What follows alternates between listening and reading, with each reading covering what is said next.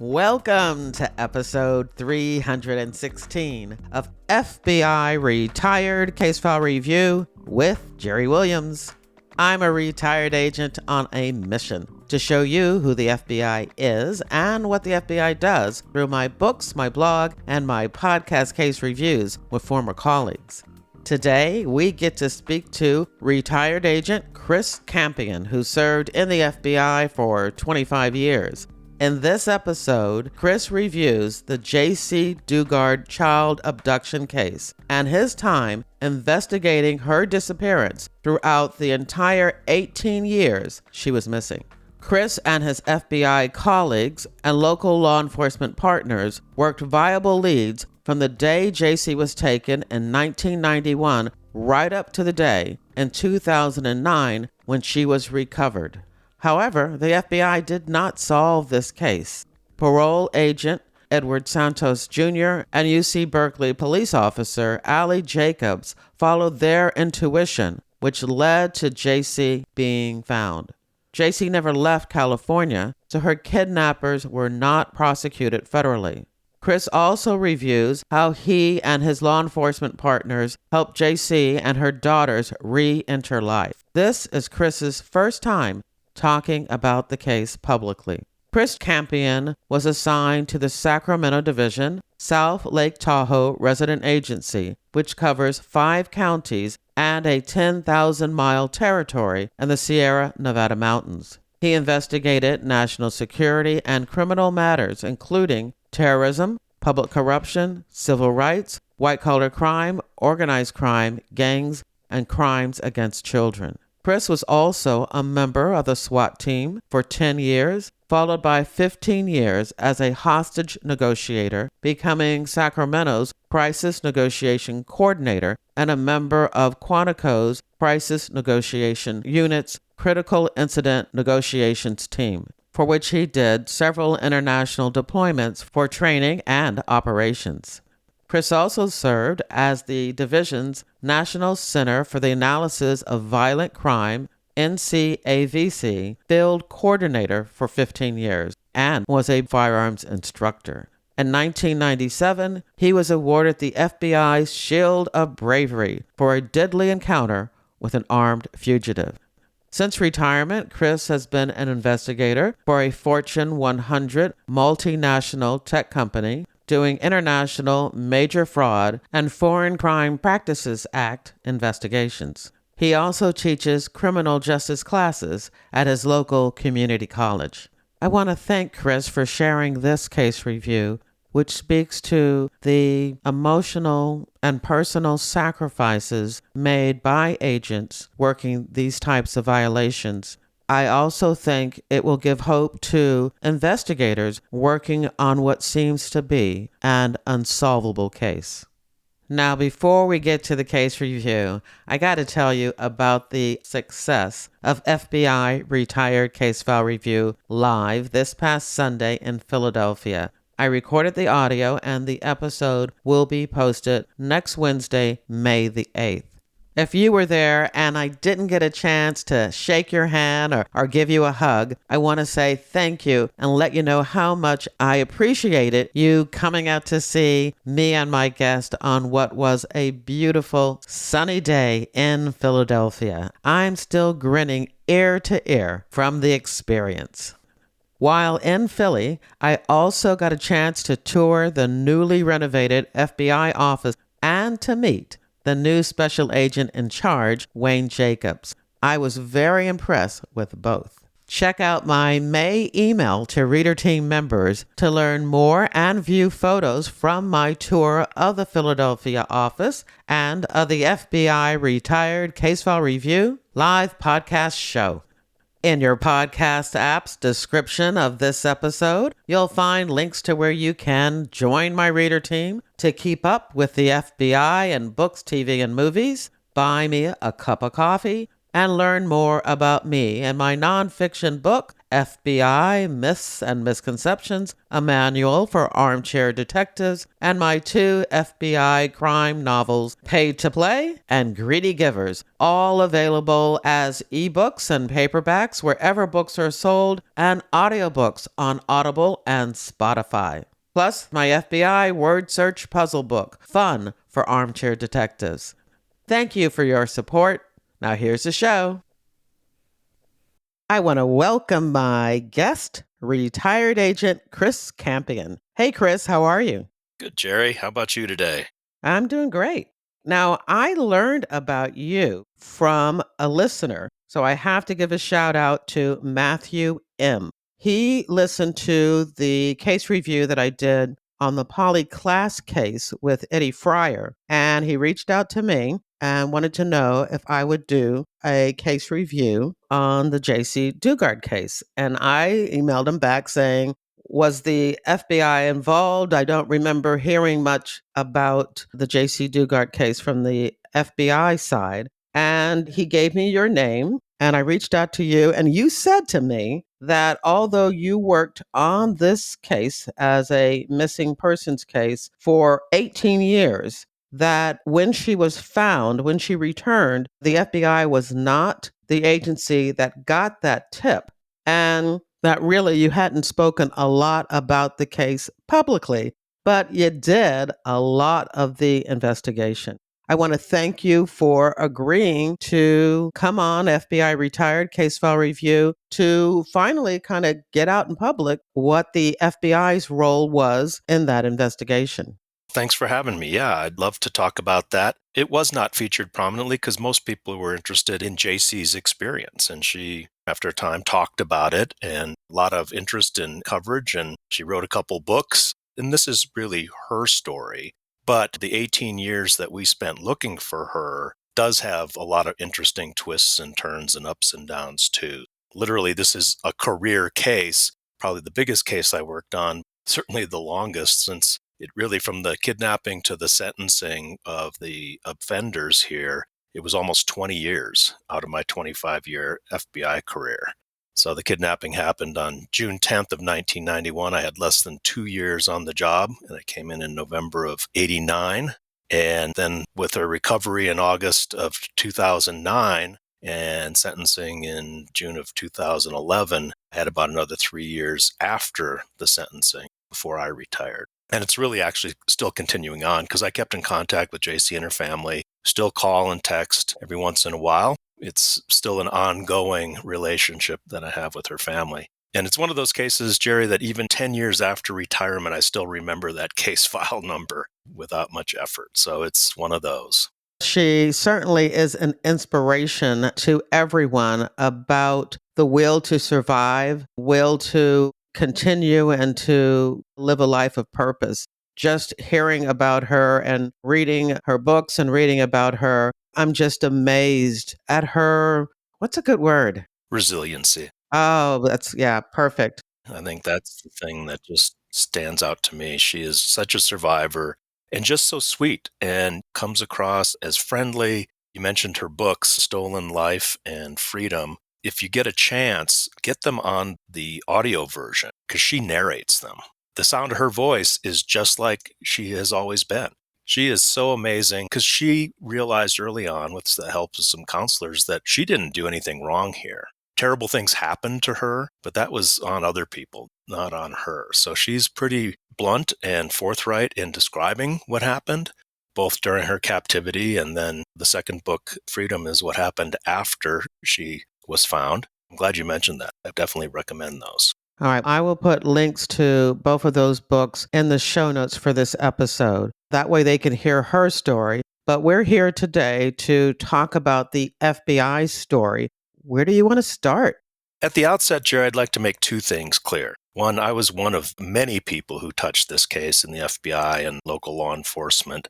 I was the one that kind of was on it from the first day to the last day. So I'm kind of like the Forrest Gump. I was there throughout the history of everything that happened with this case. But a lot of other people were too. And there's too many to mention. I do want to talk about two of my FBI partners at the time in our resident agency. that we worked closely together. We lived this case together. Chick McDevitt was our senior resident agent at the time and the first case agent, and he put his heart and soul into this case for 4 years before he got promoted to the child abduction serial killer unit at Quantico at the NCAVC. I really know this case took a toll on Chick, but he never forgot it. Then a few months into the case, we got another new agent beside me, Jim Sears, a former cop in Colorado and an NCIS agent before coming to the Bureau. He was really involved for 4 years too, until he ended up resigning to follow his wife, who got a great job in the Forest Service back in Colorado. And Jim landed on his feet. He is a great guy and became an undersheriff of a county back there. Fortunately, he passed away last year. There were a bunch of El Dorado County Sheriff's investigators on this case too, starting with Sergeant Jim Watson and Sergeant Randy Pashon and their investigators, and they put everything into this case and never let go over the years. Many, many others. And the second thing I wanted to mention is, as you said, we did not solve this case and bring Jaycee home like we wanted to. We'll cover that, what happened, but it comes down to some outstanding police work by a few individuals in August of 2009. They had some luck, but it was good work, maybe even a little bit of a miracle involved here, if you believe in those kind of things. But those were two people who didn't let go when it counted the most. I and Jaycee and her family and everyone who worked on this case owe them a huge debt of gratitude. Despite all our efforts over the years, we never got the key that would unlock the door to this case, but they did, and I'm so grateful that they opened it. Let's talk a little bit about the kidnapping itself. On June 10th, 1991, it was a beautiful kind of early summer morning in South Lake Tahoe, California here, up in the Sierra Nevada mountains. It was still cool in the morning. The school year was coming to an end, and Jaycee, who was 11 at the time, woke up. Her mom, Terry Probin, had already left for work before 7 a.m. Jaycee got herself ready, dressed in pink and white, and saw to her toddler half-sister Shayna, and then grabbed her backpack. And at 8:10 a.m., she said goodbye to her stepdad, Carl Probin, who was working in the garage, and she started walking the 200, 300 yards up a hill from their house to get to her school bus stop. Jaycee was in the last couple weeks of 5th grade, and Terry and Carl had moved to Tahoe a year before from Los Angeles, ironically, to get away from crime. They lived on the main road of a nice kind of middle-class neighborhood in the unincorporated part of South Lake Tahoe. There's a lot of vacation homes, older cabins, mixed in with some newer construction, homes built into the hills in between all these 60-foot huge Jeffrey pine trees. Quite a nice setting, actually.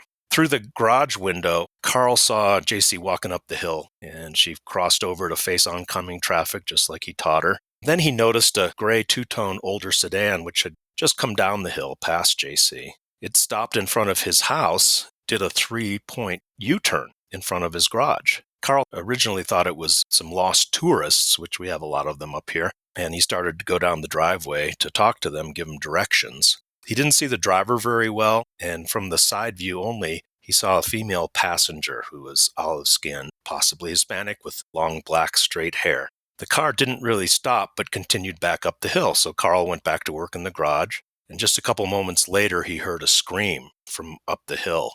And he looked up just in time to see Jaycee being pulled into the car that he had just seen. And the car sped away towards the main artery road where the bus stop was. Carl didn't have his car keys, so he jumped on his mountain bike and tried to catch up to the car, but he realized quickly that he wouldn't be able to catch up, so he turned around and went to a neighbor's house and yelled for her to call 911 because Jaycee had just been kidnapped. The Sheriff's Patrol deputies responded and put out the vehicle description. At that time, law enforcement on duty in the area consisted of a sheriff's sergeant and 2 patrol deputies for the unincorporated area, and then a sergeant and 4 or 5 patrol officers for the city police, along with 4 or 5 detectives. Then there was 2 or 3 highway patrol officers who had a very large area to patrol, a couple U.S. Forest Service law enforcement officers who could be anywhere in the remote forest, and then us, 2 FBI agents. As I mentioned, Chick McDevitt was the senior partner. He had transferred from the Miami division after working major drug cases like the Pizza Connection, and I was the new guy. Our resident agency was part of the Sacramento division. It was reopened in 1989 to cover the 10,000 square miles and parts of 5 California counties in the Sierra Nevada mountains, including the California side of Lake Tahoe, which is also partly in Nevada too. North to south, we investigated all the FBI violations in 200 miles of mostly forested land with 3 towns, Truckee, South Lake Tahoe, and Mammoth Lakes. which had their own small police departments. Altogether, it was probably less than 100,000 full-time residents, but on weekends in the summer and winter tourist seasons, that number easily doubled. Unfortunately, this was not the first time the FBI had worked on a child abduction case in South Lake Tahoe. In 1987, a guy named Herbert Coddington had lured two aspiring teenage models and their two adult chaperones, the grandmother of one of the girls and the grandmother's friend, up to Tahoe from Reno with the promise of taking videos for modeling contracts. He got all four of them into his trailer in a trailer park in South Lake Tahoe, which he had outfitted to be soundproof. And he strangled the two adult women shortly thereafter, and he sexually assaulted the two girls. But 2.5, 3 days later, FBI agents and city police got a tip from the public that led to Coddington's identification and arrest and the girls' rescue. Then in 1989, a guy named Joseph Nissenson lured a 15-year-old South Lake Tahoe girl named Kathy Graves into his van, using his wife, Cheryl Rose, to reassure the victim they were just going out to smoke some pot. Her remains were found in a forested area just outside of town in 1990. Soon after that, Cheryl came forward in Florida to law enforcement and reported that Nissenson was responsible for murdering Kathy Graves and another woman in Washington state, Sally Jo Sargis, who was killed shortly before Cheryl and Nissenson moved to Tahoe. We helped with that investigation with interviewing Cheryl and getting all the details of those cases too. And it came out that Nissenson was also a suspect in a double kidnapping and homicide of teenage girls in 1981 in Monterey County over on the California northern coast. I remember when I did my interview with Eddie Fryer on the Polly Class case that he talked about this period of time as being just rampant with child abduction cases. From what you've said, even sleeper communities and rural communities like in the Lake Tahoe area were also affected by this. Absolutely. My friends in the Chamber of Commerce don't like it when I talk publicly about this, but during that time period, it was kind of a period of a lot of drug use. Methamphetamine was kind of becoming the plague that it later became, and it really fueled a lot of sexual deviance to do things that were just horrific. Yeah, I'll talk about a couple other cases in Tahoe here. It was unreal how many had impacted this area. I had mentioned to you before we started that my first office was Sacramento. And so I've been to Lake Tahoe many times, not for the touristy parts or casinos or anything like that, but on FBI investigations from Sacramento in the very early 1980s. I never knew about this particular side of Lake Tahoe that occurred right after I left.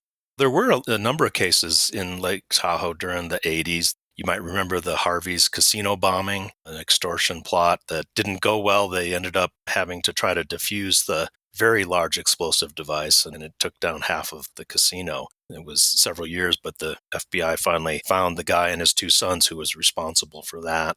And then the Herbert Coddington case that I mentioned, you might remember Denny Joyce was the violent crime supervisor at the time. He led the team that did the rescue. I remember Denny, yeah. Everybody remembers Denny who's ever met him. And then there was also a drug case called Deep Snow in the late 80s. The FBI-led task force that ended up arresting the mayor of South Lake Tahoe for cocaine trafficking and money laundering. For a little sleepy mountain town, there was lots of stuff going on. So back to June 10th, 1991, the sheriff's office confirmed that Jaycee never got to school. They started interviewing Carl and went to notify and interview her mom, Terry. The crime scene in Jaycee's house was secured. We had no evidence where Carl said she was taken, no tire marks, no cigarette butts, nothing. There's nothing unusual in the search of Jaycee's house. But meanwhile, law enforcement was out stopping every gray sedan in the area, but wasn't able to find Jaycee. Carl was pretty specific. He said he saw a two-tone light gray over dark gray, 1979 or 1980 Ford Granada or Mercury Zephyr. There was one local guy, I remember, he had a two-tone gray car, and he got stopped dozens of times. He eventually put a sign up in the car saying that he wasn't the kidnapper and to check with dispatch. So I guess he stopped getting pulled over. Carl worked with a forensic artist to do a composite drawing of the female passenger. And the car, the drawing of the female passenger, and Jaycee's photo were really all we had to go on. That morning, I happened to be in Sacramento, 100 miles away from Tahoe, planning a 10-kilogram cocaine buy-bust deal with a cooperating witness to take down a Mexican drug trafficking case we were working on. So I came up with 25 or 30 agents, and we went to work the next morning, setting up the command post to take calls and set and cover all the leads. We were manning traffic checkpoints in the mornings and evenings to interview people coming and going in the neighborhood, and going door to door along the route to see if anyone had seen anything. Traffic checkpoints did identify 2 witnesses who said they saw Jaycee walking up the street that morning. One was especially credible. He worked as a state forester in the same U.S. Forest Service complex that our RA was located in. And he described where Jaycee was and some of what she was wearing, but he didn't see the kidnapping car. But even with this witness sighting, Carl Probin, Jaycee's stepfather, was interviewed extensively, as you might imagine. We brought up Ron Homer, who was an excellent bureau polygrapher from San Francisco, to interview and polygraph Carl. So at first he was a potential suspect? Yeah, you have to. You have to at least rule that out, if nothing else. And Ron never got a real clean test from Carl, but he didn't think that Carl did it. And it just didn't make sense either, because between the time Jaycee's mom left shortly before 7 a.m. and the 911 call at 8:10 a.m., that didn't really leave Carl much time to harm Jaycee and then dispose of her. And plus, it just didn't make any sense, because he could have just said, oh yeah, she left to go to school and never got there, and we wouldn't know she was missing for several hours. But nonetheless, a lot of local people and some people in law enforcement suspected Carl was involved in Jaycee's abduction for many years after. We did all the normal things. We put tech on their home phone. Back then it was trap and trace and a pen register. We had a team ready to respond if a ransom call came in, but we all knew at that time that's probably wasn't what this was about. FBI Los Angeles was able to locate and interview Jaycee's natural father, who was not really a part of her life at all, really hadn't met her or had any interaction with her, but we had to alibi him out just in case it was some kind of a custody thing. We recreated Jaycee's movements from the weekend before. She was at a craft fair and a flea market, and we did a lot of interviews to try to figure out who else was there, see if there was any sex registrants or any suspicious characters at those places. Some witnesses came forward saying that they had remembered seeing a gray car cruising the nearby neighborhoods in the days and weeks before the abduction, looking at kids. And the Bureau even supplied a hypnotist, which I didn't know we had one, Dr. David Cheek. I think he was out of Los Angeles or maybe San Francisco, agent named Bob Goldman. They hypnotized these witnesses to try to get license plate digits or further descriptions, but really didn't have any luck. One of the big projects we did was parolee searches in a 50-mile radius. We took all the 290 registrants, the sex registrants in California, and others of interest, and we did visits, intensive interviews, and searches with their parole officers, but came up with nothing. So we got to remember the technology in 1991, as you would remember, Jerry, was not like today. Oh, no. Yeah. No hopping on the internet to Google, or no social media to follow, or no facial recognition and all of that. Right. The cameras, the Ring cameras, the cell phone tracking, all of that stuff was not available to us, but we did our best. We had, and you might remember her from Sacramento, Sharon Dorrell was a support employee who was like an early computer user. Her husband, Art, owned a computer shop, and she came up with the recently introduced Apple computer, which actually Jim Weddick, who was a very famous and prolific agent in Sacramento, had used. He had bought it with case funds for one of his previous cases. I don't remember if it was his big mob case or a public corruption case, but Sharon brought that up, and we were able to use the new Rapid Start database, which took the place of writing out handwritten lead sheets. And all that information was put into the Rapid Start database to keep track of the hundreds of leads that were coming in.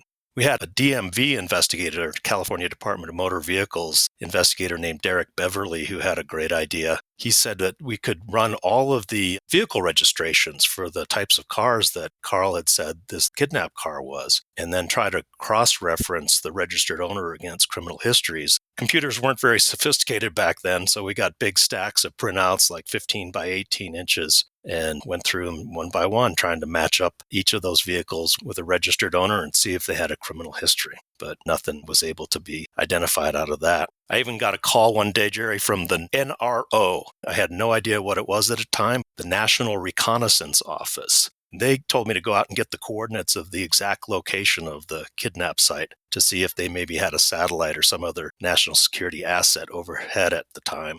Wow. I did, and I never heard back, so I guess they didn't have anything, but it was pretty cool that they reached out. We did a lot of media early on in the case, newspapers, TV, local, regional, and national. A couple of America's Most Wanted and Unsolved Mysteries. Chick McDevitt went back to work with them on those. Did a lot of pleas from Terry, Jaycee's mom, on the media, trying to keep it up in the public's consciousness. Terry made appearances on every show that would take her, and many did, most did, except for Oprah. Even though Oprah was fairly new at the time, Terry really wanted to get on there because she knew how many people watched Oprah, but she never made it on. We had a lot of local groups that put up posters and pink ribbons. Jaycee's favorite color was pink, so the town was just covered in pink ribbons. That media generated hundreds of leads for follow-up. And we had our team of 25 agents working with the police, working 12, 14-hour days, running every lead to ground. Especially the local public was very motivated to help. We got all sorts of leads. We even got one from one of the drug subjects in that case that I was about to take down, who reported seeing a similar vehicle a couple days after the abduction out on a remote road near Fallen Leaf Lake. It was pretty weird taking him out there to locate the exact spot, knowing that we were going to meet again soon under very different circumstances. Then in October of 1991, we got our first good actionable lead about 3 months into the case. There was a local heroin dealer named Dolly Garcia. She lived in a trailer park, Jerry, get this, right across the highway from the RA. Convenient. Yeah, it was. It really was very convenient. The CI had said that she and her partner, who's another female, who both looked like the composite, and they drove around in a gray sedan. And since the kidnapping, the CI had noticed Dolly and her partners would pack up food and blankets and leave town every 3 or 4 days for an overnight trip. So the CI thought she could be resupplying someplace where Jaycee was being held. And there was rumors around town that Jaycee's stepdad was a drug user and had stiffed a drug dealer, and that Jaycee was taken for an extortion to pay back the debt. But of course, that was never really true. But nonetheless, we had to check it out. So SOG started 24/7 surveillance while I wrote the Title III application. We got up on Dolly's phone and her trailer and even managed to get microphones in there, thanks to our creative tech team. The details are a little hazy in my memory, but somehow there was a small fire near Dolly's trailer, and the fire department responded. And they had an unusually large team that day, including some of our tech folks, and they did the install. So we were listening, and sure enough, we saw Dolly load up her car and head out. The eye for the surveillance was actually in our RA building, and we had a camera mounted on the roof. Again, very convenient. SOG was very happy about that. And they followed her to Stockton, California, about 3 hours away, south of Sacramento. She would go down there, check into a motel, stay overnight. Then she had a few visitors, and she'd return to Tahoe the next day. There was no sign of Jaycee, but just a drug dealer meeting her source of supply. We identified all of Dolly's customers and resellers because when she got back, they all lined up around her trailer. We watched this for a couple weeks and then took her off as she came into town with a load. When the narcs were interviewing her, I came in and started asking questions about the kidnapping. And it was pretty funny when she figured out what I was asking about. She stopped and said, "Campion, I'm a lot of things, but I would never harm a little girl." And she said it in a way that I believed her. So we made a great heroin case and recovered a bunch of stolen property that Dolly had taken in trade for drugs. And when she got out 5 or 6 years later, I would run into her around town, and she was always friendly. Her son ended up inviting me to her memorial service when she died a few years later. Part of the investigation, we started going to meetings with investigators in Northern California and Northern Nevada who had prior unsolved child abductions. We got to know their cases, Michaela Garrett, Eileen Michaloff, Amber Schwartz Garcia in the San Francisco Bay Area, and Jennifer Martin and the Chia kids in Reno. Those were just the confirmed kidnappings. There were many more suspicious disappearances of kids. We were all just looking for connections. We shared suspect information, just doing anything to try to solve our cases. We got another really good lead in July 1992. There was an inmate at the Nevada State Prison in Carson City, Nevada, John Kaiser. His yard name was Buff. He was in for a 1977 kidnap and rape of a 14-year-old girl who he had tricked using the old gas leak ruse and got her into his vehicle and then sexually assaulted her. He got a 20-year sentence out of that, and he was a suspect in another girl who had been murdered, but they weren't able to convict him of that. Kaiser was paroled in 1991 after 14 years of his 20-year sentence. And he absconded parole in May 1991, just days before Jaycee was taken. He was then arrested about 5 months later using an alias and sent back to prison. Then in 92, another inmate came forward saying that Kaiser had made statements to him about taking Jaycee when he was out. We found out that Kaiser was driving a gray Lincoln at the time, of course, boxy gray sedan, when he was on the run. And he had a girlfriend who was a prostitute at the brothels outside of Reno, the ranches, Mustang Ranch. So with the help of prison investigators, we got a recording device into the CI inside the institution. It's not that easy to do with all the prison security. And in the days of the reel-to-reel Nagras were not that small, but our tech guys did make a great concealment, and CI was able to make a lot of tapes with Kaiser. It sounds so promising. Everything seemed to be fitting into who you were looking for. So you must have been very excited that this is going to be solved somewhat quickly. Exactly, yeah. About a year in, but unfortunately it was not to be. The CI was never really able to record Kaiser making those statements again. There was just a lot of discussion between two old sex offenders who liked little girls, but nothing about our case. So we eventually interviewed the girlfriend and Kaiser. Of course, they both denied it, gave differing accounts of where their travels were when they were on the run. Kaiser even had a bunch of friends swear that he was in Los Angeles on the day of the kidnapping. But we were able to finally put them in a motel room in Monterey on the North Coast, just south of San Francisco. Turns out they were witnesses to a fatal vehicle collision on the day of the abduction and had been interviewed by the Highway Patrol. So we had a good record that they were nowhere near Tahoe on that day. So that lead bottomed out, unfortunately. We were very excited about that. Can you talk more about the leads? Because you were talking about how Jaycee's mother was able to get on all of these media shows. And then you also mentioned this rapid start computer system. Can we talk more about the volume of information that was coming in to your office?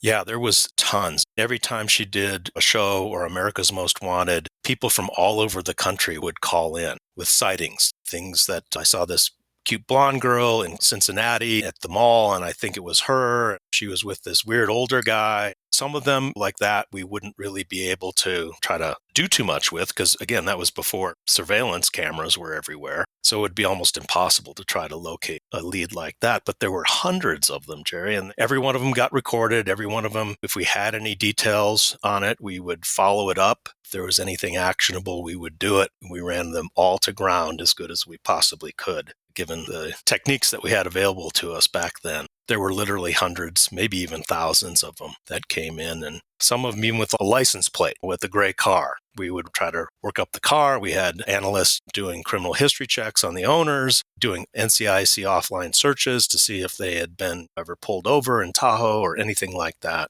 There was an awful lot of work that went into this case, largely behind the scenes. And you mentioned Jaycee's mother, Terry. We had to walk that line between telling her some things and then not wanting to get her hopes up. Because we were on the roller coaster. We had no choice of being on the roller coaster. But we didn't want to put her on the roller coaster to get her hopes up that something was going to happen. We tried to walk that line and tell her, hey, yeah, there's something in that looks good. And then we'd have to go back a couple months later, like the Kaiser case, and tell her, no, I'm sorry. We were able to prove that he didn't do it. That was a big part of the job, is just trying to keep her updated, but not like further traumatized by all the ups and downs of the investigation. Yeah, I can imagine that difficulty of walking that line. Because you want to make sure they understand that you're working on it and that you are dedicated to finding Jaycee, but you also, as you said, don't want to give false hope. Yeah, and that was one of the really hard things about it because Terry's just such a good person. She was working at the county health department later on, which was in the same building that the county sheriff's office was in. So we would see her like regularly. We'd be over there working on different things on the Jaycee case and other cases, meeting with the district attorney or the sheriffs, and we would see her and talk to her. She's like, hey, well, what's up? Anything interesting? And we tell her, yeah, we got this one lead out of whatever, Nevada or Monterey or wherever the lead is that we were working on at the time. No details. And to walk that line, trying to let her know that it was our number one priority, but not trying to get her hopes up. Before you continue, I want to ask a question about the stepfather, Carl. Did their relationship last? Or because of all the finger pointing and questions, did it take a toll? It took a toll. Yeah, they broke up within a few years. Carl ended up moving back to Southern California because, yeah, like I said, there was a lot of people who still thought he had something to do with it in our town here in Tahoe. Terry didn't want to move back to Los Angeles. Remember, they'd only been here for about a year, but Terry, she always said, no, I need to be here because when Jaycee comes home, she needs to know that where to go, that I'm here. I'm still in this house. So she stayed for many, many years. Eventually, we started talking to her about the odds of Jaycee coming back, basically like it's never happened before, and trying to refocus some of her attention on her other daughter, Shayna, who grew up kind of in Jaycee's shadow in Tahoe here. She was always known as Jaycee's sister. That is what her life was for the first 5 or 6 years of her life. And trying to encourage Terry to really kind of take her and help her grow up in a different light, back in a normal world to focus on. We're never going to forget about Jaycee, but she did have to focus on her other daughter, Shayna. And eventually Terry did move back to Los Angeles. I told her we would definitely find her, and if Jaycee came back, and we would be putting them in touch. And she ended up moving back down to Los Angeles. I would call her regularly, give her updates. She liked the fact that I called her on Jaycee's birthday in May instead of the anniversary of the abduction, because it really is about Jaycee and not the terrible case. I know we still have lots to talk about, but I'm just so curious as to if there was any time that you had given up hope. No. Even 5 years or 6 years in. I can honestly say, Jerry, there was never a time when I gave up hope. Her mother, Terry, never gave up hope, obviously, too. We were kind of in it together. And the other thing about this case, Jerry, which was just so unusual, I think, in talking to other investigators with long-term missings, there was never a time where we didn't have a lead. This case never went cold. There was always something we were working on. Let me ask this question in the most respectful way. You never gave up hope, but were you hoping to find out what happened and maybe find remains as opposed to a live person? We all in law enforcement know the statistics that the vast, vast majority of victims, especially young females who are taken by kidnappers for sexual purposes, if they aren't released in the first 36 hours, they're murdered, they're killed. So yes, the hope that I had before I retired was that we would find a body, that we would give something for her mother to have, but never ever thought that it would be a live recovery. And I have to tell you, Jerry, Jaycee's mom, Terry, she said, Chris, I know that Jaycee's still alive. I feel her. I know she's out there. That just brings chills up my arms as a mother. I would hope that I would know, but I'm definitely not going to think that, oh, that's a dream or a fantasy, because you do have that connection with your children. And it's a beautiful thing that she believed that. It is. And she knew it. It was more than she just believed it. She knew it. She said, she's out there somewhere. And I didn't believe her.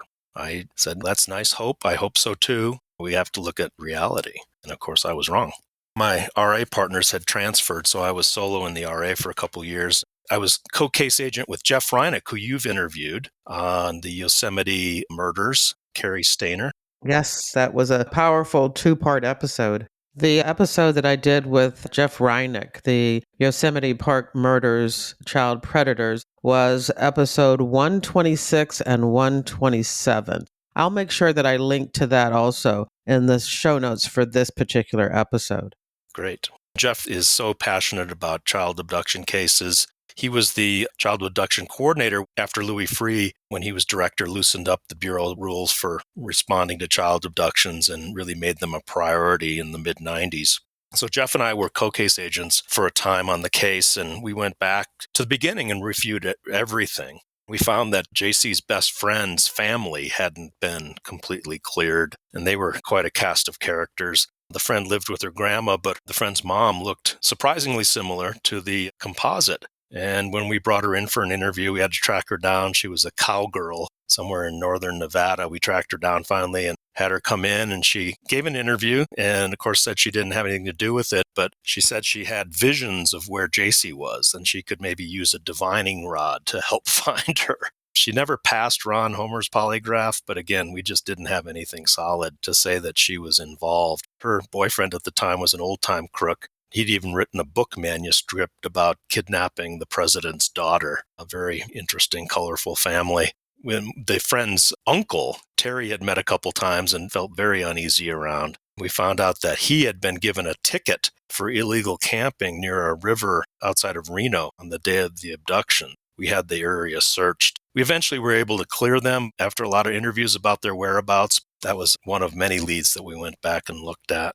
We went back and found all the kids that were at Jaycee's bus stop that morning. 4 or 5 years later, one of them now said he saw a completely different and kind of unique color and type of car speed up to the stop sign at the bus stop, and he said he thought Jaycee was in the car. We did find one car like that in town and did a workup on the owner, but it really was nothing solid. Every time I saw that car around town, I wondered. Jeff and I worked it hard together. In 1996, they had a ceremony for the 5-year anniversary of the abduction. Of course, we had agents come up and blend into the crowd and take pictures of people and try to identify vehicles and so forth. Nothing came out of that, but community support was really strong still, and Terry saw that. Terry and I, her daughter Shayna, went to the same elementary school that Jaycee did. During this time, I met and married my wife, and her daughters, my stepdaughters, went to that same school, Jerry. The girls were 3 and 5 years younger than Jaycee and quite a bit older than Shayna. It was kind of strange. I'd go to the school functions and see Terry there, and we'd talk and catch up. We really had a lot of connection over the years. Then in December of 1997, we got another really good lead. A male-female team had committed a kidnapping in the fall of 1997. There was a female Reno college student walking home and got forced into a van from the sidewalk she was walking on. The male sexually assaulted her as the female accomplice drove east toward Sacramento through my RA territory. After discussing whether or not they should kill her, the pair let her off on a remote freeway exit, alive, thankfully. Investigation by the Reno RA and Sacramento and San Francisco FBI offices and the police ended up identifying the suspects as James DeVeggio from Pleasanton, just outside of Oakland, California, and Michelle Machad of Sacramento. They were driving a green minivan, and the lead was that they were up in Tahoe at a local casino. So we were out and we identified them and arrested them at the casino. DeVeggio lawyered up right away, but Michelle agreed to be interviewed. After denying the Reno College student kidnap to investigators, the detectives let me talk to Michelle about Jaycee because she really resembled the composite drawing of the suspect in the Jaycee Dugard case. Michelle said that she was a prostitute back in 1991 at the Mustang Ranch just outside of Reno, the brothel, and she didn't know DeVeggio then. We could establish that. She denied knowing anything about Jaycee, but I pitched her anyway on how we would view her if she was involved and gave some examples of other women who had cooperated and gotten a reduced sentence or gotten off completely. Eventually, she said she didn't want to talk to me anymore, and we booked her into the local jail. Then the next day, a truck driver who had stopped to relieve himself on a remote highway south of Tahoe, in the next county down, saw a body dumped down a snowy embankment next to the road. She was identified as 22-year-old Vanessa Sampson, who had disappeared a few days before as she was walking to work. A witness on her route had heard a scream and looked in time to see a green minivan driving away with a female driver, but didn't see Vanessa. So our ERT helped with the body recovery during a snowstorm, which would have completely buried Vanessa until spring if that truck driver hadn't stopped. When news reports about the body recovery came out the next morning, Michelle Machad told the jailer that she wanted to talk to somebody about a murder. A sheriff sergeant and I interviewed Michelle for 3 days as she described their meth-induced spree of 11 kidnaps, sexual assaults, and then the eventual murder of Vanessa Sampson. She didn't have any information about Jaycee. She put herself and DeVeggio in for all of these crimes, and the only thing that she could say was that DeVeggio liked to scout young girls walking to school or to their bus stops, but we couldn't put him in Tahoe in 1991. Eventually, both of them were prosecuted for kidnap and murder, both federally and state, and both got the death penalty in California. So many close calls, so many investigations that looked like they were going to lead to resolving the Jaycee Dugard case. Yeah, we really did. We had a lot of really good ones and were involved in a lot of really good other cases along the way. But unfortunately, none of them turned out to be the one that brought her home until much later. You mentioned the roller coaster. You had to strap yourself in because it definitely was up and down as these different leads came in that looked so promising. Yeah, they were. It gets your excitement up in the back of your mind, okay, we have to prove it still. And we were able to prove in almost all of them that they didn't do it. So that was good. We didn't have those long lingering questions over many, many years, not knowing whether or not they did. Somebody's going to admit to 11 kidnaps and murders and basically put herself on death row. I don't think she's going to hold back information on my case, on the Jaycee case. Then in March of 2020, we had a team that was maybe even more depraved than Machado and DiVeggio.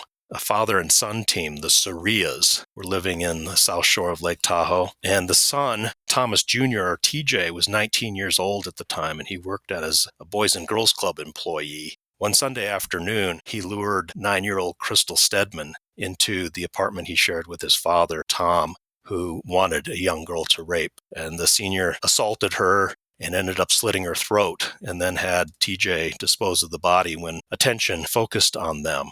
TJ flunked Kidnapper 101, though, and was seen on the side of a highway disposing of something wrapped up in sheets. So he was arrested, and evidence in the car and the apartment confirmed that Crystal had died there. The amazing thing about this, Jerry, Crystal went to the same elementary school where Jaycee had. So we had 2 abducted girls in less than 10 years in one school. Wow. So we went to work on the Sarias and found out that they lived in Sacramento back in 1991, but they came up to Tahoe regularly and even bought a timeshare up here. Although TJ would have been only about 10 or 11 then, we learned that he wore his hair really long. So we thought possibly he could have been the passenger in the car Jaycee's stepdad had seen. TJ had been molested by his father starting at a young age. He went along with his father and helped him. We did searches and interviews, including Tom's wife at the time, who didn't really put it past him that he could be involved in something like that. Ultimately, TJ agreed to testify against his father to be spared from the death penalty in Nevada. He all along denied that he or his dad had anything to do with Jaycee. Tom Sr. never cooperated and committed suicide in jail prior to trial when he found out that TJ was going to testify against him. TJ was sentenced to life without the possibility of parole for the kidnap and murder of Crystal Stedman, and he's still in prison in Nevada. By June of 2001, we had the 10-year anniversary, so we did the surveillances again as the community turned out in force with a parade this time with pink balloons and ribbons. Went from the local middle school to the public library where there was a memorial for Jaycee that was dedicated. And as I mentioned, Terry was still sure Jaycee was alive, so she had the inscription to say, not in memory of my daughter or anything like that. It was, as God forever embraces you in his love, I will forever cherish you in my heart. I thought that was so touching. I think it's just so touching that the community still supported her 10 years later. It's just so heartwarming because I'm sure as a community, this was something that was very difficult to think about and to remember. And a lot of times when that happens, we prefer to put it aside and not think about it. So true. That's human nature, isn't it? But local people here really kept it alive. There was a service club called the Seroptimists, a group of women who do amazing things. They made sure that nobody forgot about Jaycee. They actually even started a program in the schools called A Fighting Chance, where they would do like anti-kidnapping trainings for middle school-aged kids. They even got a vehicle donated to them that they could use to put kids in trunks and show them how they can unlock the trunk and get out, or to knock out the tail light to call attention to the car. So if they were ever put in a vehicle, it's just so sad to think that we have to do that. But they did that for a whole generation of kids, including my kids, went through all of that because Jaycee was really well remembered in our town. As you said, so sad that we have to teach that to our children, but the alternative of them not knowing how to keep themselves safe is even more frightening. Yeah, absolutely. We never saw a school bus stop anymore that didn't have at least a couple parents there. Nobody let their kids walk to the school buses anymore. It really changed people's behaviors for years to come.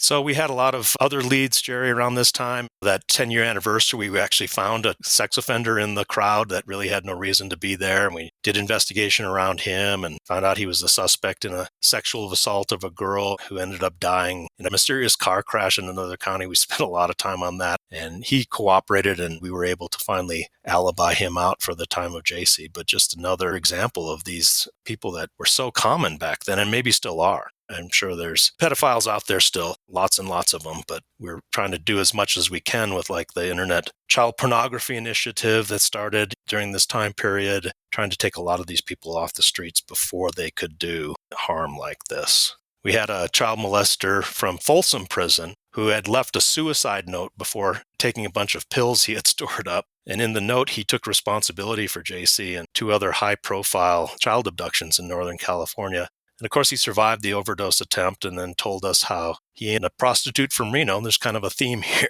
had taken Jaycee to be a sex slave. And he had ended up killing both of them and buried them in the Nevada desert north of Reno, close to where the Burning Man Festival takes place every year. He said he had also buried some souvenirs of the crime. So, of course, we had to take him out of prison to show us, and we drove around the desert for most of a day before finally calling BS on that. And he later admitted that he had made the whole story up to prove how gullible law enforcement is, including to how we just believed the victim of his sexual assault because he said she just made up the allegations against him, which was obviously not true. So hopefully the prison guards gave him a warm reception when he got back. The thing, though, was the fact that if he had died with this note confession, I wonder if the case would have been considered resolved. That's a good question. I'd never really thought of that because the suicide we found out later was clearly just a staged event. But yeah, if he had died, we would have had to have considered him a suspect. And he was out and about during the time that Jaycee was taken. We would have had to try to go back and try to find friends and associates. And it definitely would have been one of those open question marks that we were trying not to have. And it's just amazing to me how many of these people that make this stuff up. We had another guy in 2005, a parolee from Minnesota, where I'm from, told his girlfriend that he and his ex-wife had kidnapped, raped, and murdered a teenage girl in northern Nevada in the late 80s or early 90s. We tracked down the ex-wife. She talked about how he had had fantasies about doing that, but claimed they never did. We could never connect them to Jaycee or any other abduction or missing person. Then there was another guy in 2007, a guy in Florida who said he was responsible for 21 murders across the country, including Jaycee. He claimed he had taken her to Texas with his co-conspirator's sister and that they had burned the body and crushed up the bones. But when he was interviewed, and he had no details on the abduction that weren't already public, and his story fell apart. The while we're dealing with those kind of leads, we're dealing with the other cases that are happening. You mentioned Polly Kloss, was 12 years old, taken from Petaluma during a sleepover. Fantastic investigation by Eddie Fryer in 1993. Local law enforcement identified the guy who did that, Richard Allen Davis, and arrested him and found Polly's body about 2 months later. Richard Allen Davis was in custody when Jaycee was taken, so we knew he wasn't connected to that. Another one in Monterey, California, about 5 hours away from Tahoe in 1998. Christina Williams was kidnapped. Her body was later found on the military base there, and a witness had described a similar vehicle to the Dugard case. So we worked with agents there, Rick Lack and John Ginocchio from the Monterey RA, on comparing leads and suspects and everything. And John eventually transferred and worked in the Tahoe RA with me until we both retired years later. And then you might remember the Elizabeth Smart case in 2002 in Salt Lake City. Yeah. Yeah, a 14-year-old girl taken at night from her home, recovered 9 months later, again, a male and female, David Mitchell and Wanda Barzi. And even though that's a rare team, the case agents there were able to determine that they weren't together in 1991. And really, it only recently kind of gone around the bend, as the case agent described it, and started this bizarre behavior. So there really wasn't a time when I didn't have a lead to work on. The case never went cold. And in fact, when I got the call in 2009, I was working on a lead, a guy named John Jamelski from Syracuse, New York. And from 1988 to 2003, Jamelski had kidnapped and kept 5 victims between the ages of 15 to 53 in a bunker underneath his house for years at a time. Then he would release one and go get another one. I hadn't really seen too much about the case, but in 2007, one of my old partners, Todd Schlem, called that he had seen a Dateline episode where Jamelski's first victim, who was 14 when she was kidnapped in New York in 1988, she told NBC that Jamelski released her by putting her on a plane in Reno, Nevada, to fly back to New York, and threatened to kill her and her family if she reported it. And she never came forward until Jamelski was finally arrested in 2003. But then we found out that Jamelski owned property in northern Nevada and California, including in my RA territory. We didn't get a lot of cooperation from the victim or the police in New York, and we were in the process of planning out our next move in August of 2009 when I got the call that I'd been waiting for 18 years. Again, new chills, because I just can't imagine what you were thinking and what you were going through when that call came through. This would be a real long shot, but I mean, that Jamelski case had too many pieces that overlapped. A 14-year-old girl, she had probably aged out 3 or 4 years later in 1991. She couldn't remember when. We didn't have any details of when she got released, but it would have been about the right time. Clearly, Jamelski was in our area. It was looking really good. And it was just puzzling that she didn't cooperate, the victim, and the law enforcement in New York didn't cooperate with trying to help us. We were a little frustrated, and the U.S. Attorney's Office was talking about grand jury subpoenas and search warrants and things like that back in New York. Then we got the call that just changed everything. That day, August 26th in 2009, I was doing trial prep on another missing child case from 1986. A 4-year-old boy named Alexander Olive. His father was a cult leader by the name of Ulysses Roberson. He had a group of young women in a quote-unquote family that he had created with probably 7 or 8 women that travel around together as a group, kind of like the Manson family a little bit. But this one was based on astrology and polygamy. But in reality, he was a sociopath, con man, and drug dealer and child abuser. Alexander, the 4-year-old, had been savagely beaten for being possessed by a devil, his father said, because he was half white. And he was never seen. He disappeared from South Lake Tahoe and was never found. So when his mother, who was a nurse down in San Francisco, came back and asked about her son, Roberson beat her, broke her jaw when she was questioning other members of the family about her son's whereabouts. So she reported it to the police, and the prosecutors just didn't have enough evidence to charge him without a body. We picked up the case in 96, and when the Bureau and Louis Freeh made child abduction more of a priority, and we worked with the police. 2 FBI agents in Cleveland, Dick Wren and Vicki Anderson, did an outstanding job. They turned a major witness in the case, the number 1 wife, who had never cooperated with law enforcement, but Dick and Vicki got her to cooperate, and that led to charging him. And after many delays about extradition and other legal wrangling, his trial was finally coming up in state court, and we were doing prep on the phone.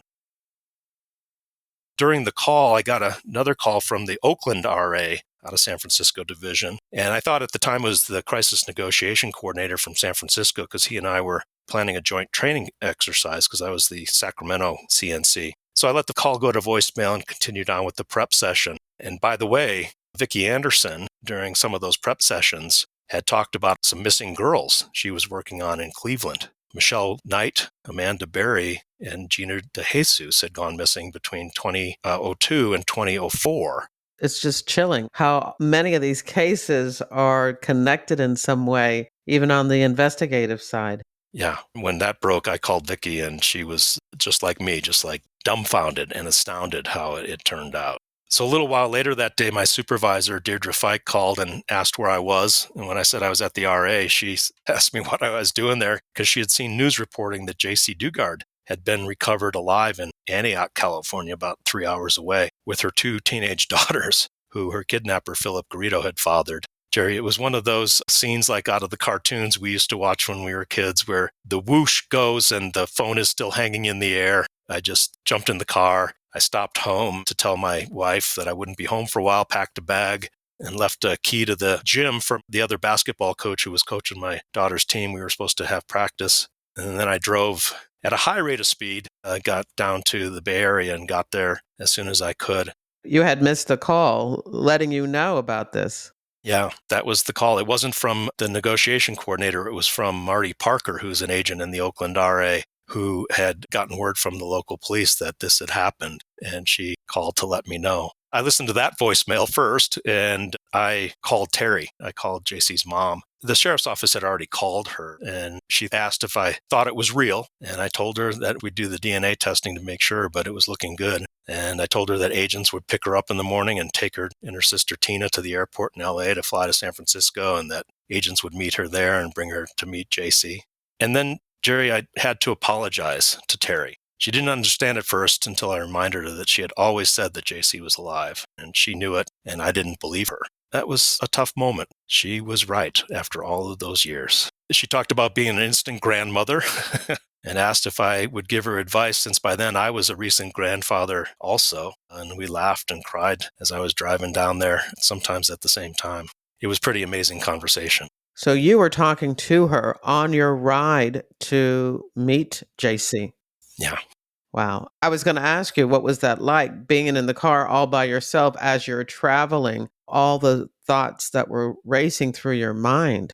There were so many, all the things that we had to do, all the people that I wanted to let know. I called Chick McDevitt, my former RA partner, and confirmed to him. Jim Watson, the first sheriff's sergeant that had worked on the case, my old partner Jim Sears, Jeff Reinick, a lot of different people. I called Sharon Dorrell, the early computer adopter. She had the foresight to book that Apple computer and the floppy disks and even the instruction manual into evidence before she retired. And she agreed to go to the office the next day and check the records for any leads that we had gotten in on Garrido. And I didn't remember any, and it turned out that we hadn't gotten any tips about him. And then I called my good friend, Chris Hopkins, who was the Sacramento ERT leader and a fellow NCAVC coordinator. We both worked on these kind of cases for the division for many years together and on leads with Jaycee. He was excited as I was, and he offered up whatever help we needed. When the news came, there was 2 El Dorado sheriff's detectives on the case. We're actually not too far away. They were doing follow-up on an unrelated murder case. When I got to the police department where Garrido was, they were just finishing up their interview. And Garrido had confessed to taking Jaycee and sexually assaulted her for several years. His wife, Nancy, had admitted she had helped him in the abduction and captivity, and she was also in custody, and Jaycee and her daughters were in protective custody at a nearby motel. So we all went to Garrido's house and started talking about the plan for the search. It was dark by then, and they asked for the FBI's assistance to do the search the next day. Garrido and Jaycee both said they had never left California, so there would not be federal charges coming, very likely, because there was no interstate aspect to the kidnapping. But nonetheless, FBI Sacramento and FBI San Francisco offered up their ERTs to do the crime scene. When I got there, I was relieved that they could help when I saw how large it would be. The house itself was a typical kind of 3-bedroom, 1-story house. It was messy, but kind of manageable. Then one of the cops took me through and out the back door, and there had already been talk about how Jaycee was kept in the backyard, people called it. I saw the backyard, and it was small. It was a normal-sized backyard, so I didn't understand until one of the officers showed me the hole in the fence under a tarp where you went through to get to another huge lot behind, probably an acre lot. And there were multiple sheds, tents, and vehicles back there, which were all crammed full of stuff. So this was going to be a big job. I called Chris with the update and planned to get together the next morning, and I started to leave. And then one of the deputies from El Dorado who was securing the scene was from Tahoe, and he brought me to the carport, and he said I should look under the tarp. And I pulled back the tarp and saw the car we had been looking for 18 years. Oh, my goodness. Garrido had kept it. He had been in a car accident down there in the East San Francisco Bay Area, and it wasn't running, but he had kept it, and he put a tarp over it. It was light blue over dark blue, not light gray over dark gray, but otherwise Carl Probin had it right, even with the year. Ralph Lux, who is our renowned Sacramento fleet manager, later told me that that particular year was built on a slightly different chassis, so we may not have had it come up when researching all the cars by the VINs for the Granadas and Zephyrs. But it didn't matter anymore. That car was there. It was just amazing. Now, before you go into the search, for those who don't know anything about how Jaycee was recovered and all of that, could you still fill us in on that part of it? Although I know that the FBI was not directly involved. Absolutely. Thanks for bringing that up. It was truly a miracle, and I am forever in their debt. A day before this whole thing broke, Philip Garrido had gone to the University of California at Berkeley because he had what he called an amazing invention where he had a machine that could hear God's voice, which was talking to him in his head, and other people could listen to it. And he wanted to go to Berkeley and tell people on campus about what an amazing discovery he had made. He goes to the campus, and 2 very alert campus police officers. Lisa Campbell was one. She was a civilian employee, but she had previously been a Chicago cop. She's the first one who has contact with Garrido. And she tells him, actually, this was the day before, to come back the next day because she didn't have anybody there to interview him with. And she got the really creeps about him. So the next day, Garrido comes back, and this time he has 2 young girls with him. And he meets with Lisa Campbell, and then Allie Jacobs, who's the campus police officer on duty, interviews Philip Garrido and is looking at him with the two girls there and gets the whole story, talks to him at length about things. And then she takes a break and looks him up. And he's a parolee for a sex offense. So she's like, oh my gosh, what do I do? She ends up calling Garrido's parole officer named Ed Santos. And Eddie goes out to Garrido's house that night, asks them about the two girls. Garrido gives them a story about them being his brother's kids or something like that. And Eddie arrests him anyway because he thinks that there's a parole condition that Garrido can't be around young girls. Well, it turns out the crime that Garrido was originally convicted of involved an adult woman from 1976 in South Lake Tahoe. He had kidnapped a woman named Katie Calloway. I think she was 25, actually. And so when Garrido kidnapped her, he took her to a storage unit in Reno, and he had outfitted it, and he was sexually assaulting Katie. And an alert Reno police officer came by and saw the people living in the storage unit and contacts Garrido. And Katie comes out and convinces the officer that she's been kidnapped, and Garrido's arrested. So he had been sentenced to 50 years in federal prison for the interstate kidnapping in 1977. But had gotten out on parole, which is just amazing. Yeah, I was just doing the calculations in my mind, and I'm thinking, why was he out in 1991?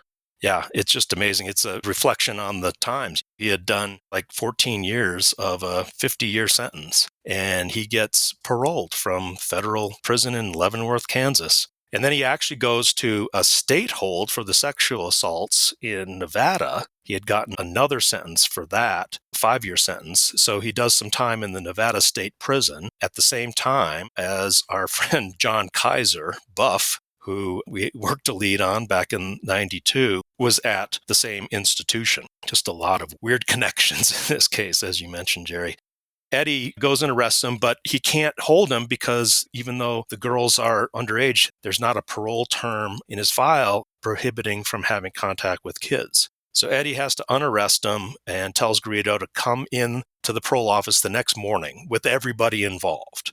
Sure enough, Garrido shows up with Jaycee, with the two girls, and Nancy. And Eddie did not expect everybody to be there. So he kind of puts them in different rooms and goes around and starts to get the story. And it's just not adding up. At first, Garrido gets off the story that these are his brother's kids because that's easily proved false. And he says the story then next that they give is that Jaycee is an abused woman with her two daughters who's on the run from a vindictive father that she's trying to avoid, who lives back in the Midwest in Minnesota, again, where I'm from. Eddie's questioning everybody about this, and finally they get to the point Eddie calls in some police officers from the local police department, and they start doing interviews too. Eventually they wear down and break down the story, and Jaycee eventually, when the cops asked her, so where in Minnesota are you from? And she said, St. Louis? And she had gotten the state wrong.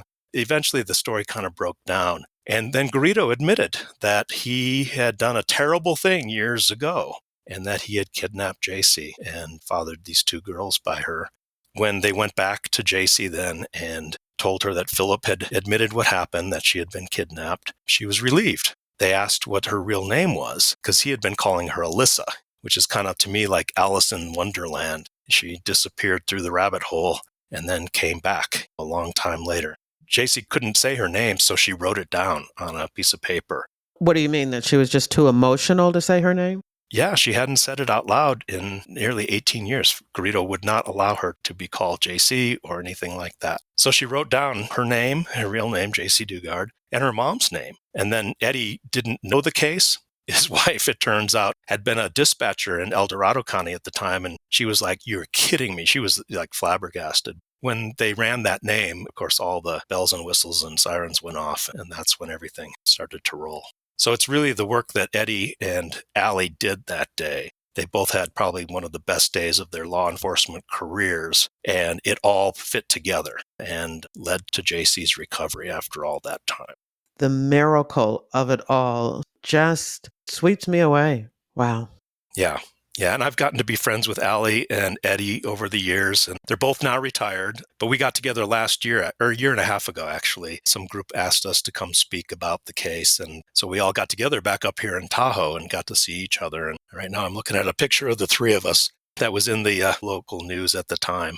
It brings back a lot of fond memories. Those two are my heroes. They did an amazing job. Allie was very public. Her department let her go on talk shows and Oprah and all those other things that none of us were going to go on.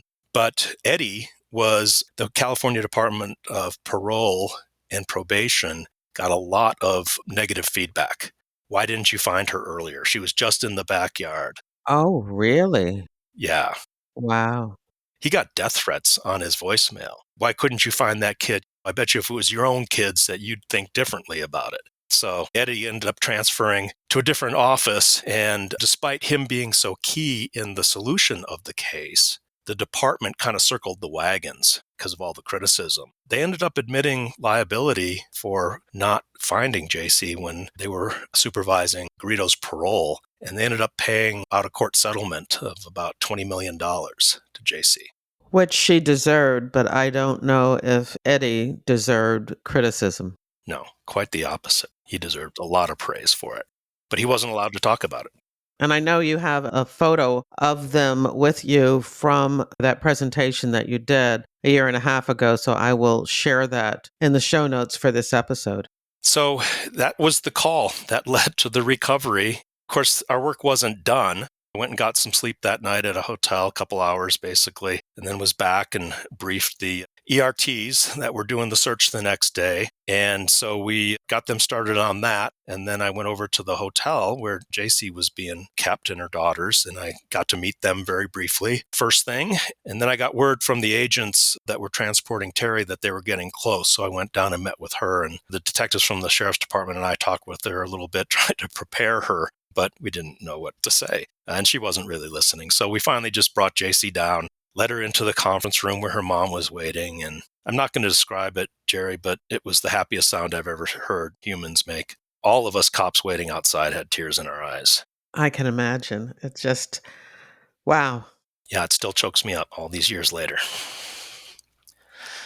So then Jaycee's daughters came in, and then Terry's sister Tina came in. It was just an amazing family reunion that none of us ever expected. I didn't anyway. And definitely my best day in the Bureau. I don't know if agents out there can pinpoint one best day in the Bureau, but that was definitely mine.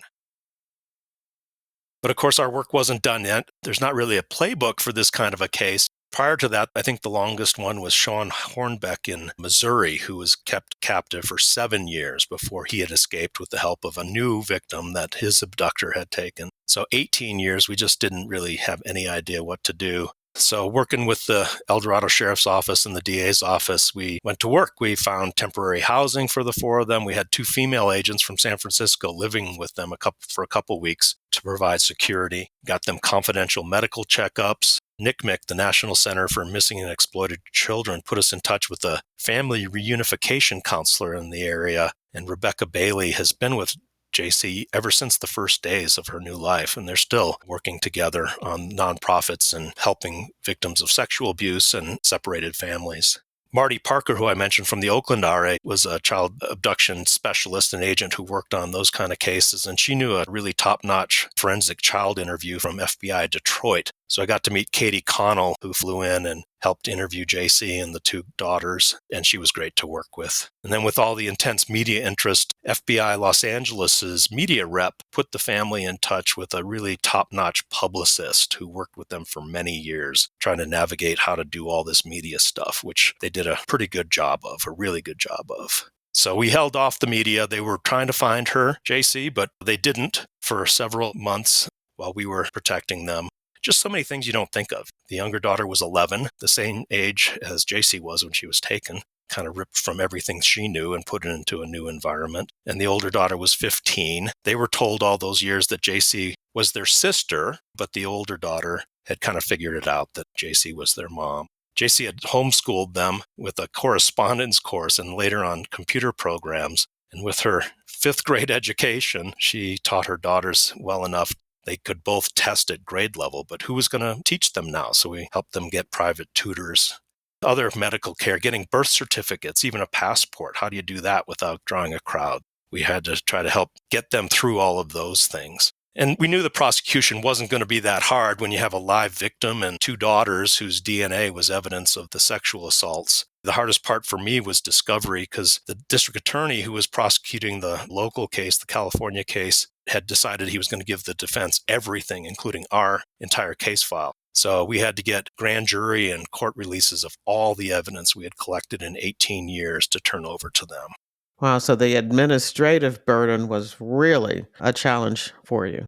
It was crazy. Yeah, luckily, the Bureau has a team that does major scanning projects, and they were working on a case in San Francisco, right next door to Sacramento. So they came over to the Sacramento field office and did our case. They put all of our 96 volumes of our case file, like 80,000 pages, into digital format in the space of just like a week. Other than our informant identities, the DA got everything. So it was quite a task. That was a big job. You were going to tell me about the search of the property. Yeah, it was intense. There was just so much stuff there. And of course, we were looking at the Garridos possibly being involved in other cases too. We had other cases in San Francisco I mentioned earlier. Michaela Garrett came to mind, who was very similar to Jaycee, was taken outside of a convenience store. Eileen Mishaloff. There was just a number of cases that we had thought. There was also a series of prostitute murders not too far away from where Garrido lived that were more recent. The sheriffs and police there were looking at him for all these different kind of cases. So we're trying to be mindful of evidence, but there was just so much stuff, clothes, medication bottles. It was just like crazy how much stuff there was there. And our ERT went through it all. They found the stun gun. There was a taser that Garrido had used originally to incapacitate Jaycee to get her into the car when he kidnapped her. That was found. Some videos which Garrido had tried to burn were found, and the district attorney did a good job, found a NASA-level type of contractor that could recreate the tapes, and some of the tapes contained videotape evidence of Garrido sexually assaulting Jaycee. So all that evidence was available at trial. But Jaycee, of course, was going to be the best witness. Luckily, Garrido ended up deciding to plead guilty. There was a plea agreement where Nancy would get a lesser sentence if both of them pled guilty and cooperated with other investigations. They took that and they pled guilty. We just didn't have any evidence to connect him to any other crimes. That was disappointing that we thought for sure he didn't stop after he had Jaycee, but couldn't prove anything else. They pled guilty, and then on June 2nd, 2011, just 8 days shy of 20 years since the kidnapping, Philip Garrido was sentenced to 431 years in prison, and Nancy was sentenced to only 36 years for their cooperation. And it was really touching. Jaycee didn't attend the sentencing. Her mom, Terry, gave a very powerful victim impact statement. And then Jaycee had asked her aunt, Tina, to read Jaycee's victim impact statement about Garrido stealing so much of her life already, and she concluded, "You don't matter, and I'm not going to waste any more time on you." Philip Garrido's in prison. I went down there a few years later with a couple of the profilers that had come out from Quantico to interview him, and Phil was in the celebrity wing of the California Correctional Facility. He was there with Charles Manson and Sirhan, Robert F. Kennedy's assassin, in this area that they keep for the high-profile convicts. Phil was with both of them in that wing for a number of years until they both eventually passed away. But it's kind of funny, when I was down there, the sergeant in charge of that wing told me that even with people like Manson and Sirhan, they all thought that Garrido was a little weird, even compared to everybody else that was in there. That says a lot, yeah. That is definitely saying so a lot. Nancy was also then at a same women's prison where Michelle Mashad was serving her sentence for a number of years until Nancy got transferred out to another facility down in Southern California. So they're both in prison still today. Yeah, this case was, I can't imagine any other investigation that you would have been involved in that could come anywhere near close to the amount of work and probably personal mental sacrifices that you made along these years. I would imagine even the resolution, knowing that she was back, took a toll on you. The what ifs and all of that she was there in someone's backyard. Yep, I do. I have some what ifs. Garrido was actually on federal parole in 1991, and he had that car. He was driving that car. He had a wife that looked like the composite drawing. And the incarceration offense that he was paroled on originated in South Lake Tahoe. So I don't know. I never talked to the parole officer, the federal parole officer that had Garrido back then. I heard a radio interview of him years later. I just wonder what would have happened if he had given us a call that day. There's a lot of what ifs. We didn't ever get a lead on Garrido. I do feel good that we did follow up on everything that we could have. But yeah, a lot of sleepless nights, those 3 a.m., looking at the ceiling things and wondering, what else can I do on this case? What can we do? And it stays with you. It definitely stays with you. At the beginning, I mentioned that Matthew M., a listener, was the one who asked me to speak with you. And I don't know if he was in probation. I know that's what I did before I came into the FBI. I was a juvenile probation officer. But he asked a question, so I'm going to go ahead and ask you this question. He wanted to know if any changes had been made in the California parole system since Jaycee's case was solved, and have similar changes been adopted to other parole boards across the U.S.? I don't know if you can answer that, but I think we've answered all of his other questions. So I thought I would go ahead and see what you thought about that.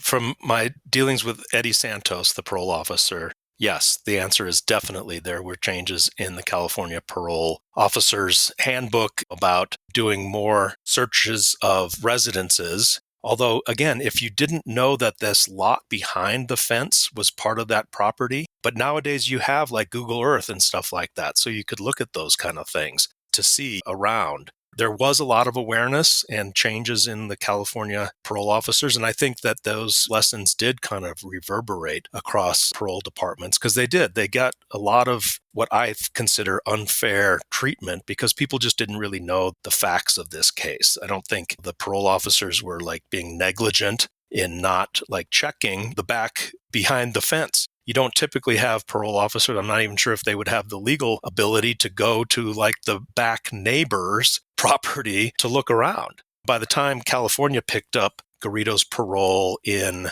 I think, 99 or 2000, Phil had built this fence. He had built the sheds. If you read Jaycee's book, you'll hear about the sheds that Phil had where she was kept under lock and key for months and months and years, where she had each of her 2 babies, with Phil and Nancy assisting this young girl. She was 11 when she's taken. I think she was 14 when she had her first child, and a second child a couple years later. She was locked in this shed. That was visible back then to the federal parole officers, but by the time the state parole officers had it, they saw that fence in the back and they thought that was the end of it. Jaycee and the girls later, when they grew up, they knew to go back to that area. If anybody ever came to the house, they would run out the back and go through the hole, which was covered up, the hole in the fence, and go to that back area. They ended up living back there most of the time in these tents. It's just a really hard thing. I think everybody wants to improve and wants to do a better job, but I didn't feel like the level of criticism was justified that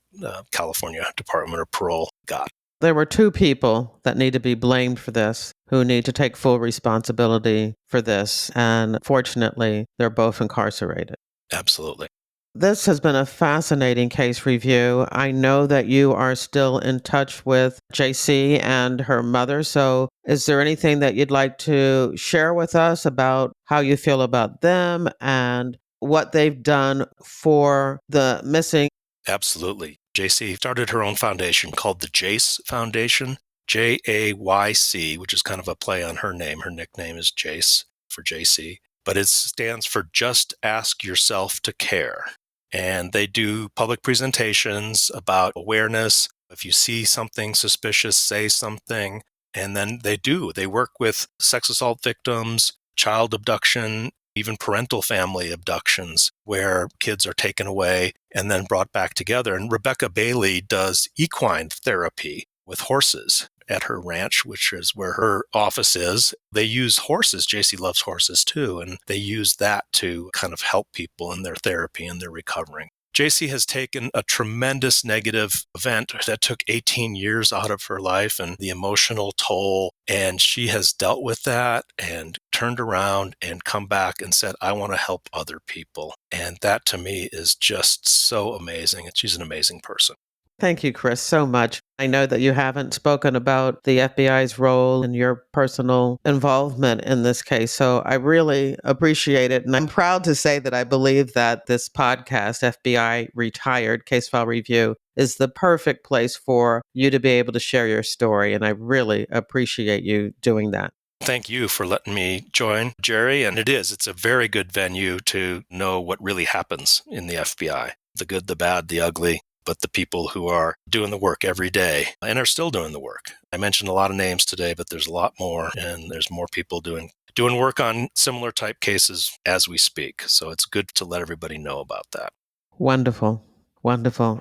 I think what these case reviews do, and this is not in any way patting myself on the back, this is patting all of the agents that come on the show on the back, but it really shows the humanity of it all because I think a lot of times people see agents as cold and that image on TV, and it's totally just the opposite. The caring, the connection is so amazing for me to hear over and over again, and I know it to be true already. I can't imagine somebody just learning about the FBI not being just totally amazed and proud of the things that we do every day. Well, we've come to the point of the interview where I'd like to learn a little bit more about you. So, my standard question: when and why did you join the FBI? I joined the FBI. My EOD is 11/5 of 1989. I actually didn't really know what I wanted to do when I grew up. I was going to be a wildlife biologist when I went to college in Colorado at first. That career wasn't going to work out at the time because there was a consent decree and white males like me were not going to be getting jobs. And I had an advisor at my university tell me that. And I'm glad he did because I kind of went back and rethought about what I wanted to do. And I'd always been attracted to like the military and law enforcement and law. So I ended up going back and finishing college, getting a degree, and going to law school with the idea of joining the FBI. One of my dad's friends was a police chief in a small suburban department outside of St. Paul, Minnesota, where I was living. And he was beat partners when they were both young deputies with John Otto, who later became the acting director of the FBI. He went to the FBI, had an amazing career, rose through the ranks. And when I was a young man trying to figure out what to do, my dad's friend really said I should think about the FBI. So I did research and figured out that that's what I wanted to do. So instead of studying predators in the wild as a wildlife biologist, I was going to study other predators in the wild. And I was lucky enough to get in. I went to law school with the idea of becoming an agent. And because if I didn't get in, then I wanted to have a backup career. But I applied during law school. There was a hiring freeze. And so I went and practiced law for a couple years. And then the freeze lifted and I got in November of 1989. And it was a great career. There's nothing else I could think of that I would have rather done. Wow. And so you spent the majority of your career working in Lake Tahoe in a 2-person or 1-person resident agency? Yeah, at one time we had 3 and a police task force officer. But yeah, when people find that out, Jerry, they pretty much hate me right away because I am probably the luckiest guy in the FBI. You were in Sacramento, so maybe you knew that they closed the RA, the South Lake Tahoe RA, in the late 70s. And then all those things happened that we talked about before, and they reopened it in 89. And Chick McDevitt, my partner, had gotten assigned there from Miami. When I was going through Quantico, one of his friends back there was one of the training agents. And I had gotten my orders to Sacramento already, actually to go to the Fresno RA. And I got a knock on my dorm room door one night and said, hey, the senior resident agent there has heard some good things about you and wants to know if you'd be willing to change your orders from Fresno to South Lake Tahoe. And even though I'd never been to either one of them, I said, sure. So I got to come to Tahoe. And then at that time, as we were talking about, Jerry, you did a few years in your first office. At the time I came in, it was 4 or 5 years, and then you would rotate to one of the big offices. So I figured for sure I was going to Los Angeles or San Francisco or maybe even New York, where they needed a lot of bodies. And right before that, when Louis Freeh became director, he stopped the transfer policy. And I was like 3rd or 4th in line in our division to get rotated. But when Louis Freeh did that, everybody just was kind of frozen in place. You got to stay where you wanted to unless you could figure out another way to transfer. So I stayed here. I liked it. I married my wife here. We started our family. And she, by the way, is a wildlife biologist who worked for the Forest Service in the same building complex where the RA was. Did she take your job during the dissent decree? She did. She's half Japanese, so she's a twofer. She's got ethnic minority and female. I was only joking. Nope, it's absolutely true. We've talked about that. Yep. It all worked out for the best. I will have to say, when I think about biologists, I really don't recall seeing a lot of minorities. Women, yes. Yep. And it has changed, though. I mean, we saw the Forest Service evolve, like, because we worked in the same building. And they've gotten so much better over many, many years it's taken, but it's pretty diverse now. So that's a good thing. Yes, it always is. When did you retire? August of 2014. And what have you been doing since? So I left some time on the table. I retired before mandatory when I was 53 because I got a job offer that came out of the blue with a large U.S. multinational tech company. They were looking for investigators because they were standing up a new unit to investigate major fraud and Foreign Corrupt Practice Act violations. For the last almost 10 years, I've been doing those kind of investigations remotely because they're all over the world. It doesn't really matter where you are. We investigate internal fraud and corruption allegations in our company. It's been a great second act career. Definitely a lot less stressful than the first one. We are at the point now where I like to give my guest the last word. What would you like to say?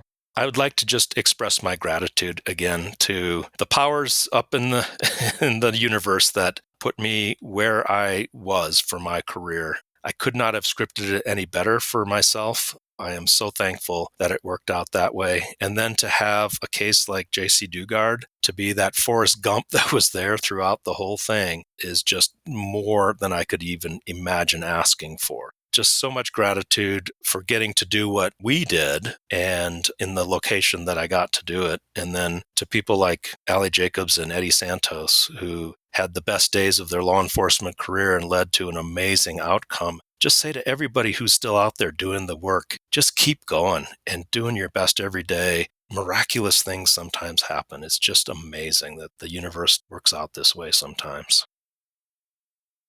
And that's the end of the interview. In your podcast app's description of this episode, there's a link to the show notes at jerrywilliams.com, where you'll find a photo of Chris Campion and a photo of Chris with the heroes from this case, parole agent Eddie Santos and UC Berkeley police officer Allie Jacobs. There are also links to articles about the Jaycee Dugard abduction case and her miracle rescue, as well as case-related images and links to Jaycee's books. There are also links to other FBI retired case file review episodes about child abductions and kidnappings. I hope you enjoyed the interview and that you'll share it with your friends, family, and associates. You can show me just how much you liked it by buying me a coffee. There's a link in your podcast app's description of this episode, or you can visit jerrywilliams.com and tap on the little coffee cup icon in the bottom right-hand corner of my website. Don't forget to follow FBI Retired Case File Review on your favorite podcast app. Now, this podcast is all about true crime, but if you're also interested in crime fiction, once a month via my reader team email, I keep you up to date on the FBI and books, TV, and movies. When you join my reader team, you get access to my FBI reading resource, a colorful list of more than 70 books about the FBI written by FBI agents who have been guests on this podcast. There's nonfiction, crime fiction, true crime, and memoirs. You'll also get my FBI reality checklist, where I debunk 20 cliches about the FBI and receive news about what I'm up to and about my FBI nonfiction and crime fiction books. I want to thank you for listening to the very end. I hope you come back for another episode of FBI Retired Case File Review with Jerry Williams. Thank you.